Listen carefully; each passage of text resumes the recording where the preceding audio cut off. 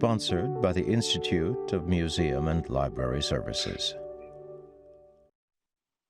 Hi, everyone, and welcome to the National Book Festival. My name is Courtney Kim, and I'm a senior at Richard Montgomery High School in Maryland. And I'm Brandon Marshall. I'm a senior at Duke Ellington School of the Arts in Washington, D.C. We're excited to be joined today by Jason Rutz.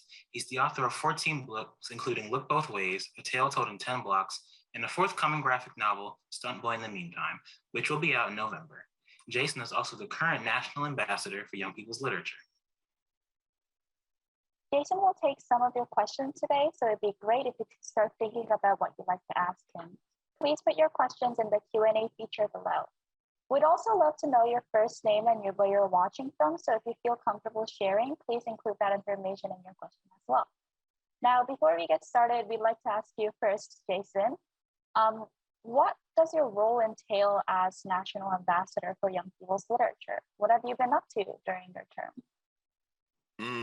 What have I been up to? First of all, I want to say good, afternoon to y'all. I'm happy you're all here. It's good to see everybody. What does the job entail? You know, what have I been up to? You know, to be completely honest with you, Courtney, okay, first I'll tell you what the job is, and then I'll tell you what I've been up to and how complicated it's been. So the job itself is basically to be the cheerleader for literature for this country, right? That's basically what it is in a nutshell. My job is just to encourage everybody to read and write, and to lean into storytelling, to lean into literature, to lean into the literature that exists from the outside of themselves, to lean into the stories that exist on the inside of all of us, to connect by using these stories, right? The most human thing about us all is that we all have a story. And what's even more human is that most of our stories are probably more closely related than we think. We just don't share them enough. Now, that's sort of the job, and that's sort of the goal of what it is that I'm doing. But I'm also just a human being living through the pandemic, right? So because I'm just a person living through the pandemic, I've had to pivot and think about how I can make that job happen, how I can fulfill my responsibilities while doing it digitally. How can I make sure that I'm with the young folks digitally? How can I make sure that they know that I'm there and that I'm rooting for them and that I'm still pushing what I'm pushing and trying to foster a love of story, but doing all of that digitally? So what I'm hoping moving forward in the next year that I'll be able to get out there and actually touch the street and shake a few hands and have some real human connection with some young folks. I think that perfectly defines the role of an ambassador. So we're really happy to see you active in our world as well. No, I appreciate that. Thank you, Courtney. I'll pay you later, Courtney. I'll get you your check later. Thank you for that. Okay. So I wanted to ask, so a lot of your books delve into the lives of, young Black kids. And I really wanted to ask, can you tell us about the first time you realized that people might see or treat you differently because of the color of your skin? Truth. Good question, man. Gosh, you know what? It's funny, and Brandon, you're from here, so both of you are from here. But Brandon, as a young Black man, you're from here, and I know, and when we say from here, by the way, we're talking about DC or DC metropolitan area. And what was tricky for me growing up is that I grew up around all Black people, right? So like, it's complicated for me. I don't think I really knew that I was different. Or I didn't, because I'm not different, but I don't think I knew that people might treat me differently until I got to college, because my life in general I was around Black folks my whole life, Black family, Black community, Black neighborhood, Black schools. But when I got to college, I think things became drastically different. I'll tell you, one of the most obvious ways I noticed was that in my classrooms, thinking about my classrooms and showing up and realizing that everyone had read things that I hadn't read, and everyone seemed to be enthusiastic about things that I was not enthusiastic about, because my community and my culture was just very different. And also recognizing that my college professors did not recognize my culture and the traditions, the literary traditions, or the sociological, anthropological traditions, or any of those things. They didn't recognize them as anything worth studying. Right? Like imagine having okay, I got to take an African American studies class, right? Which is a wonderful thing, by the way.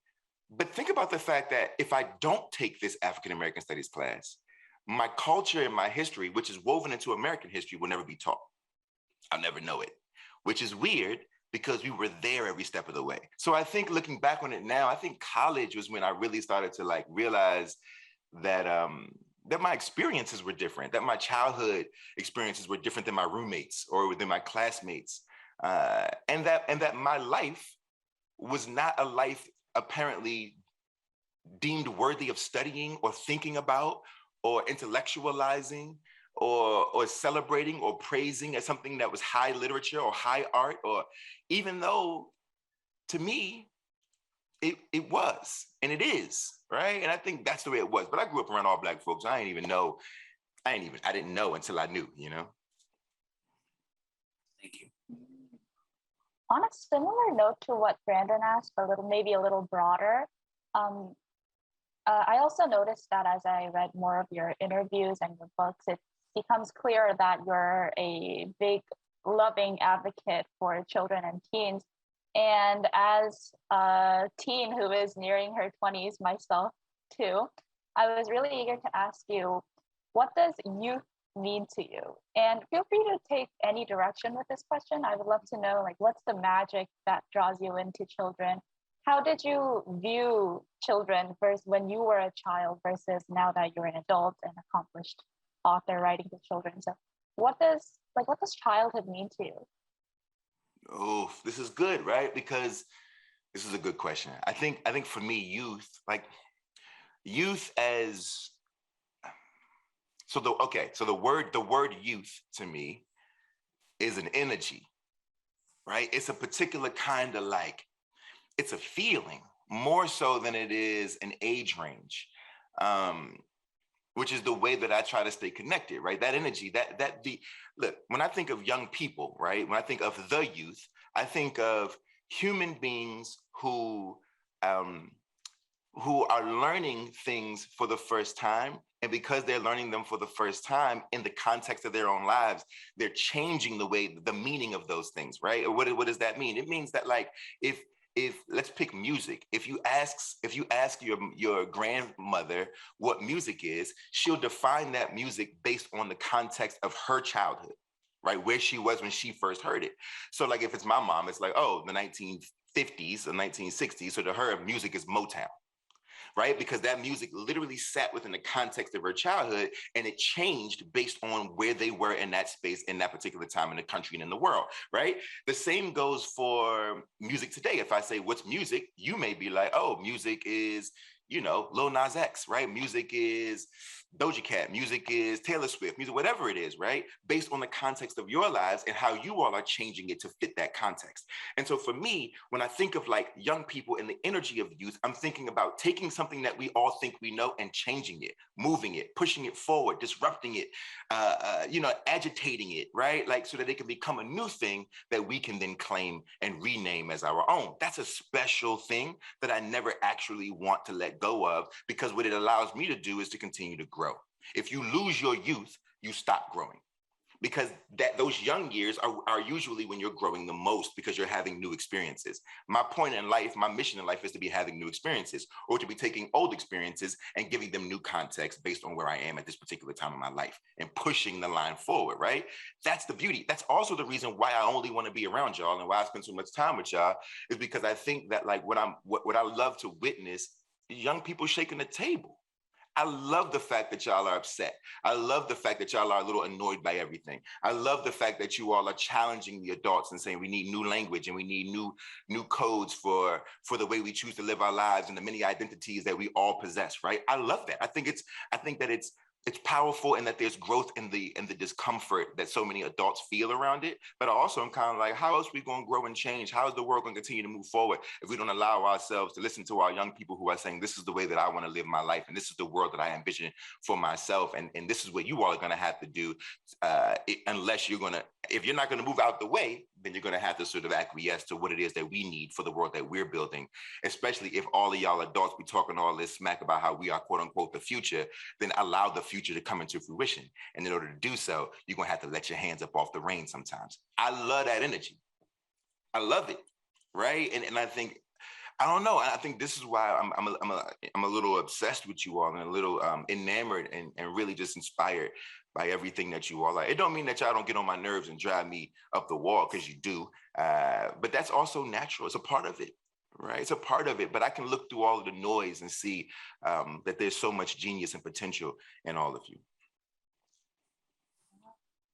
That was an amazing answer. I think about this question myself a lot, and I really wish I could have typed down part of what you said, but I can't do that right now. But thank you so much. I think that really put things into perspective. Now, we do need to move on to the live Q&A because people have been sending in questions for you. So our first question comes from Dennis. She asks, would you share some contemporary authors' work that excites or inspires you? Oh yeah, there's so many. There's so many. Let's see, who am I thinking about right this moment? There's a woman. She has a debut novel out. Her name is Amber McBride, and her novel is called Me Moth. It just got longlisted for the National Book Award. It's probably the most beautiful book I've read in a while. Just amazing. Check out Amber McBride. Check out Mahogany Brown. She wrote Chlorine Sky. She has a new one coming out called Vinyl Moon. These are really cool books. Candace Elo. She wrote Everybody Looking. Brilliant. So far, these are all Black women, just because I think we should be reading the works of Black women. I think it's important. But there's tons of other. Randy Rebay, everything that he's written, I think is genius.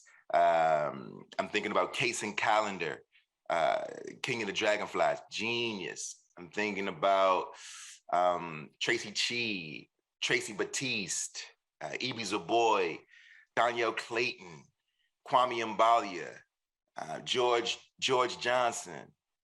I could go on and on. There's just, it's an amazing time for literature. And there's and then there's, Jesmyn Ward, Ocean Vuong, because I think we categorize things in funny ways, right? We say, like, I'm the ambassador for young people's literature, but the truth of the matter is that literature can be for, like, all literature can be for young people. We create categories, and it's all very weird to me, because the truth is some of you would love to read Salvage the Bones by Jesmyn Ward, right? Some of you would love Ocean Vuong's On Earth We're Briefly Gorgeous. Some of you would love Julian Torres. Is Julian Torres? Oof, I'm gonna mess up his name. But he wrote We the Animals. Brilliant, brilliant book.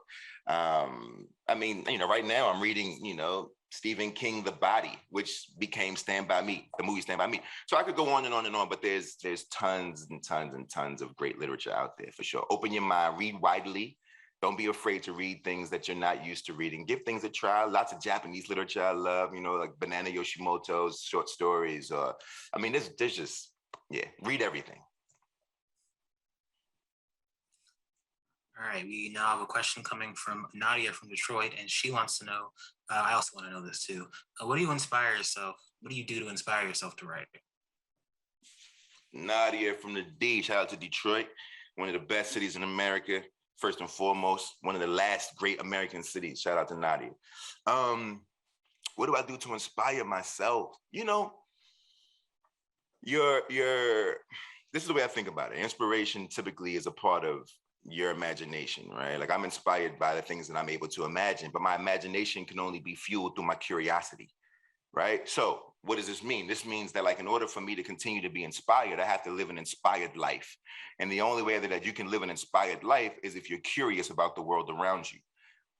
You got to be wide open, right? Wide open. Now, I think sometimes you grow up, especially depending upon your environment, we're often taught to be closed, right? To be protective of what we allow into our space, into our minds, into our spirits and our bodies and all this, right? Where it's like, you got to be careful, you got to protect yourself, because you don't know if so-and-so trying to get you. Nadia, you from the D, you know what I mean? And depending upon what part of Detroit you're from, you know exactly what I'm talking about, right? It's like, you got to kind of move a certain way to be protective. And we always look at it as like protecting the body, but you really are also sort of closing up parts of the mind in certain ways, because the person that you need to know, or the idea that might change your life, or the experience that might change your life, will require you to be a little bit more open and a little bit more trusting, not necessarily always of people, but of, like, the process itself of living, right? And that's the way I think about my own life, is that, like, I got to trust the process of living, which means I got to allow my mind to be as open to receive whatever it is that's out here in the world. I want to know about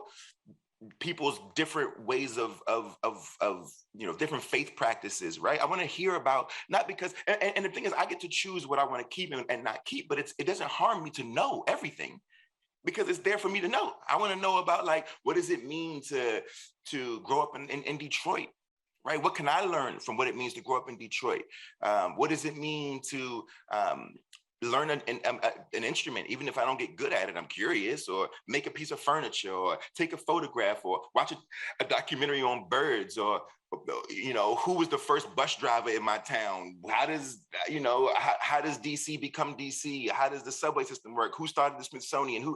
Whatever, right? Like, I live a curious life, and I think that's what keeps me inspired. On top of all of that, though, I also get to be around young folks all the time, and y'all keep me inspired too. I think even over the last year, watching the resilience of young people push through COVID, that's inspiring, right? Being able to adapt to new school systems, right? And I know this was difficult for all of us. And I know that young folks, a lot of you all struggled with school and through Zoom and all this, that, and the third, but we still here.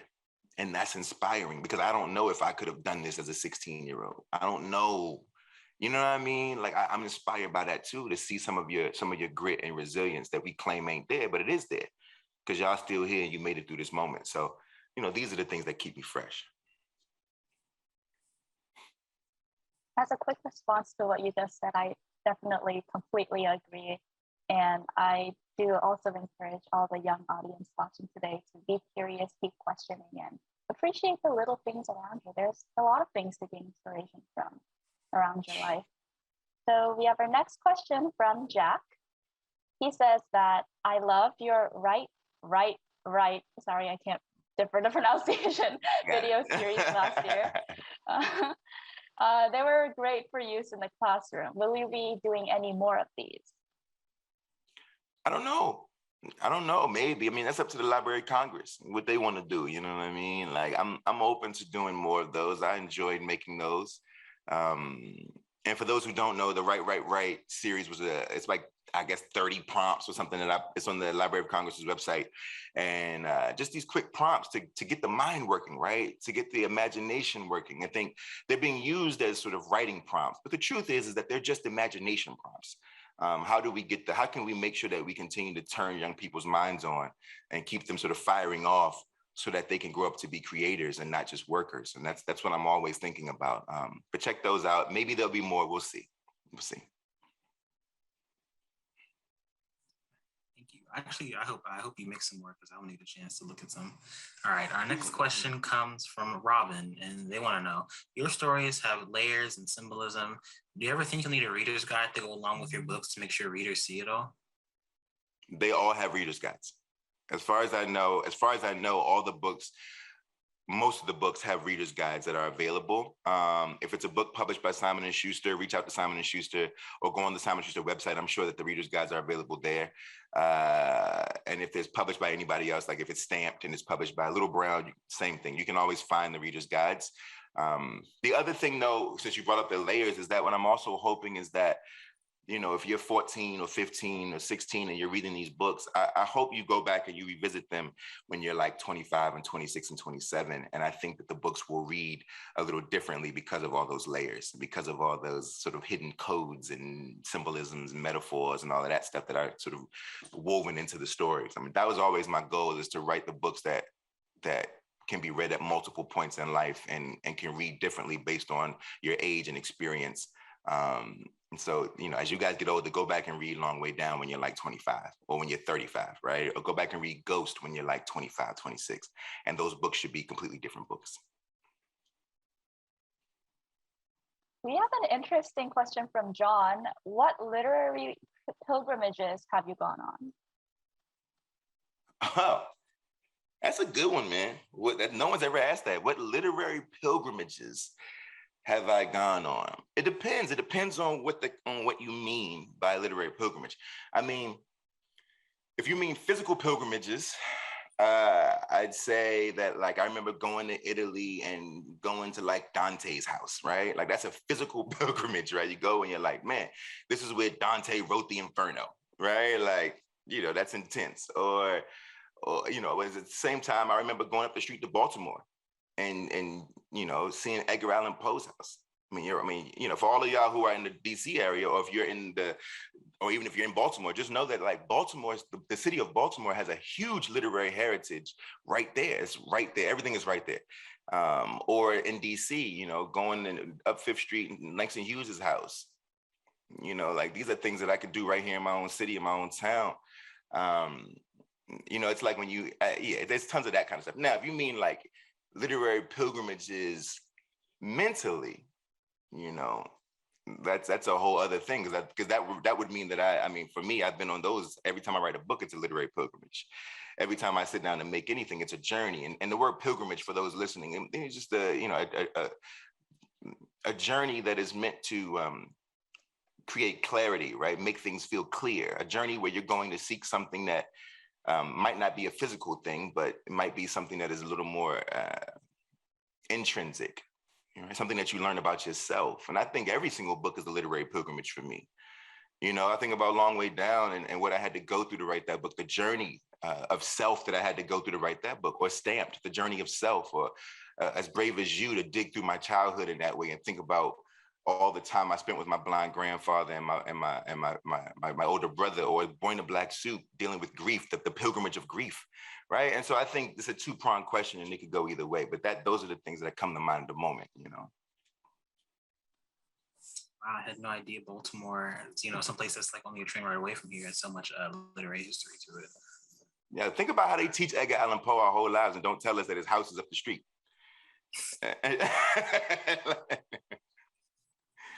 Our next question comes from Michaela.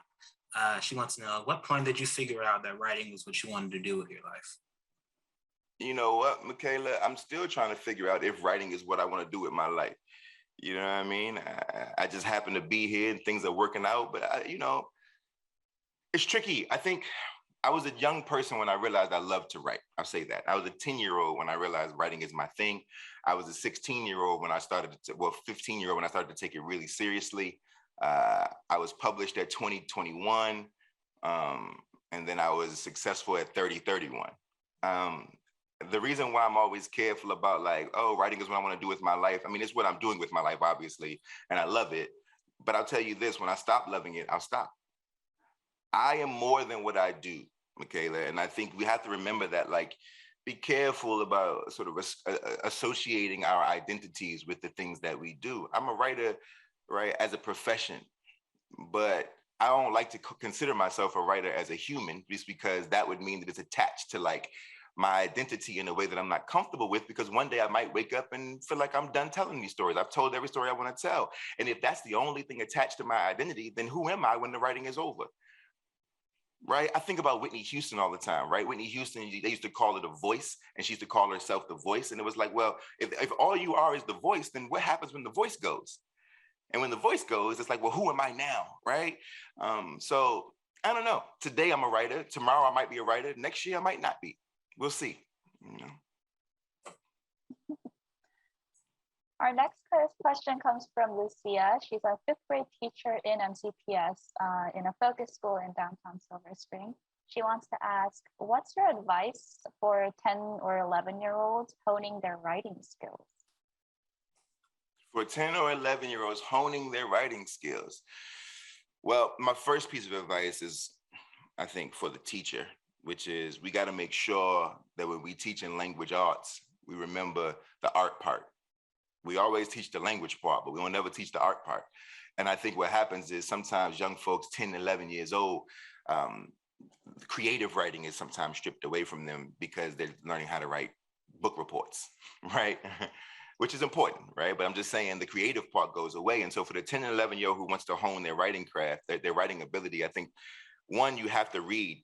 And so, I'm obligated to make sure you know that you do have to read. It's important for your vocabulary and for your ability to sort of understand how to take an idea and put it on the page. But more importantly, I think that you should do away with all the rules. Don't worry about the rules, man. I know y'all are at this point where you're learning how to use commas at 10 or 11. You're learning how to use commas and this and all the punctuation and yada. And sometimes that stuff, and it's important to know those rules, but sometimes those rules can get in the way of making something creative and brilliant and honest and yours, right? Something that feels like your voice. And I think it's okay for you to sometimes forget the rules and just write it down, just get it out. Write it in a way that makes it feel good for you, right? Not for your teacher, not for your mama, not how could you do it in a way that sounds good to you and feels good to you? I think that's the beginning, because what that'll teach you is it'll teach you your own voice. It'll show you who you are, show you your own style, right? It'll allow you to express yourself freely. We can go back in and figure out how to punctuate it later. But just do your thing, get it on the page. The other thing is write in whatever form you want to write in. If it's poetry, if it's raps, if it's a list, all those things matter. All of it strengthens the muscle. But I think sometimes we got to pull those rules out of the way, because they can become barriers and walls to creativity. Our next question comes from, again, another Robin. What messages from writers or musicians do you wish everyone heard? Oh man, what's the message? And let me. Okay, because this is a good question, because there's been so much good advice. I think, there for musicians, as far as from musicians' standpoint, there's a famous quote. I believe it was Miles Davis.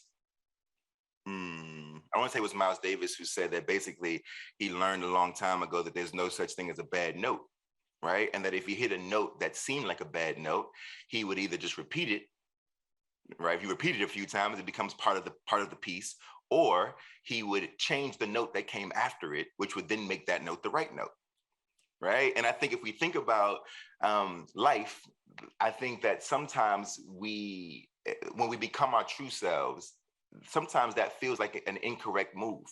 Sometimes you want to, high school kids especially, right? You want to put on something that represents who you are, but you know that if you put it on, they're going to tease you for it, or it might not be in style, or it might not be fly. It ain't this and it ain't that, it ain't this and it ain't that. But if you do it every day, or you do it once a week, or you continue to repeat it because it's what you love, you'll realize that everybody will start copying you. Right? You'll set the tone for it, right? You change the tone and the temperature of what's fly just by being consistent and holding your ground, right? Or just by playing the note after that, right? Which is basically like, you don't like this, but the truth of the matter is, if you look at it this way, it's actually kind of fly, right? I don't want to wear Jordans. Why you don't want to wear Jordans? Because all y'all got on Jordans. And so I'm choosing to stand out and be an individual and do it my own way. And then what you'll see is more people will start copying you anyway, right? Now for writers, I think there's so much advice I could give, but the one thing is understanding that, like, writing is always difficult. And I love this because I think that people are afraid of difficulty. Young folks today, y'all generation, I love y'all so much. But the one thing that does kind of scare me a little bit is that difficulty scares you tremendously, and it'll cause you to sort of back out of things that are important for you to not back out of. But writing is always a difficult task. Writing is hard for everybody. All of you youngins in school right now who are struggling with writing, guess what? Your teachers struggle with writing too. They be struggling. They have they probably couldn't even write the essays they're asking y'all to write, or they would have the same amount of hardship doing so. That's the truth. Right? That's a fact, right? And so if writing is always difficult, then the choices that I have to make every day is to step into the difficulty, knowing that it's difficult and doing it anyway, right? If there's nothing more to learn from life, it's that there are going to be moments in life that are difficult. And the questions can't be, is it hard or is it easy? The question has to be, are you going to do this or are you not going to do it? Because the difficulty part is always going to be there. Right. And I think that's something that all of us got to kind of get a grip on, that sometimes life gets hard and I had to choose to be tough enough to deal with the difficulty of life and move forward, knowing that on the other side of that difficulty could be beauty, could be freedom, could be grace, could be love, could be financial stability, could like all of that. Right. And I think that would be my 2 pieces of advice. Do your thing and don't be scared of the hard stuff. We have a question from Robert. He says that one of his favorite books is Oh, the Places You Will Go. And my grandmother recorded this before her death. What other books do you think are good for this? And I think he's mentioning like a speech before one passes away. So what books might be suitable for this purpose? There's a book that I wrote called For Everyone. Just check out For Everyone. It's literally meant for this very thing, for transitional moments in our lives. And it's all about what a gift it is to be alive and have a dream even if the dream doesn't come true. The gift is in the dreaming in and of itself. And check that book out. It's called For Everyone. I hate to do a shameless plug, but it is a book that I would recommend if you know, for this particular question. All right, when our last question, which I would like to ask myself. So in your book, Look Both Ways, which I actually read a couple of days ago, are there any experiences that you've had in your real life that inspired some of the stories in the book? All of them. Man, listen, I grew up, man, yeah, all of them, man, all of them. From running from the dog, from you know, being chased by dogs all the time in my neighborhood, being afraid that my parents, like that my mom would be hurt and what would I do, standing up for my gay friends as a young man before we had the language that we have now, but trying my best to be a good ally and standing my ground about pushing against hatred and homophobia as a young person. Being platonic friends with my homegirls and like looking out for my homegirls without the like and being safe around my young women friends, knowing that they could trust me and that I wasn't on no funny stuff and that I could look out and we could just be friends and family, you know, without all the extra nonsense that young women have to deal with in this world all the time. All of those stories, man, are rooted in my truths, man. But all of my stories in general, for the most part, are rooted in my truths. I think that's what I can access better than anything else is who I am. I think because I know who I am and I've gotten to know who I am, I can write books that feel like they're honest and true. And I think that's the greatest gift that I could give anybody. Now it's time to wrap up our Q&A. I would like to thank everyone who joined today, and we hope that you had a meaningful and enjoyable experience as much as Brandon and I, and hopefully Jason had. Of course. Congratulations, Jason, on your third year as National Ambassador for Young People's Literature. And to everyone who joined today, if you'd like to keep up with Jason as National Ambassador or to participate in his platform called Grab the Mic, Tell Your Story, visit guides.loc.gov/Jason-Reynolds. And to see Courtney, myself, and other teams speaking with 2021 National Book Festival authors, visit loc.gov/bookfest. And once again, thank you everyone for watching today. Peace, y'all.